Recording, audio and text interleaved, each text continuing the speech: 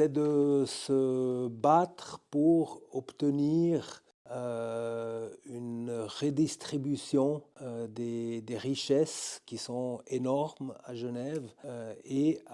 À Genève, la troisième ville la plus chère au monde. Après Zurich et Singapour, il y a Genève et New York. Ça, c'est The Economist qui a fait ce classement. Ville la plus chère.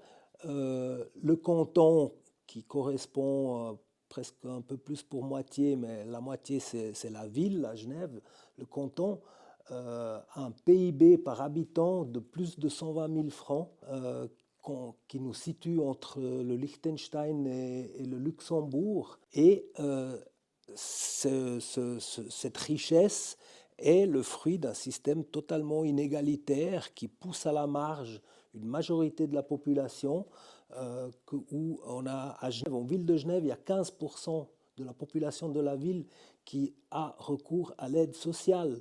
Il y en a 40% qui reçoivent les subsides de caisse maladie.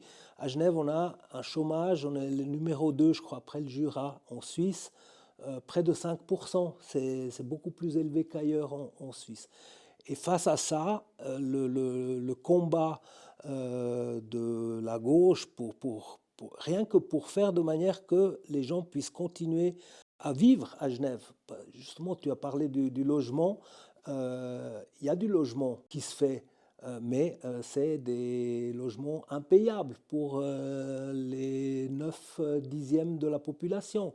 Donc là, la lutte, c'est la ville de Genève ne peut pas faire énormément. Elle peut préempter tous les terrains constructibles qui restent, qui sont mis en vente, comme ça, pour ensuite donner à des coopératives ou à des fondations, comme la fondation de la ville de Genève pour le logement social, de construire encore des logements abordables, bon marché, pour les classes populaires, tout en sachant qu'on n'y arrivera jamais.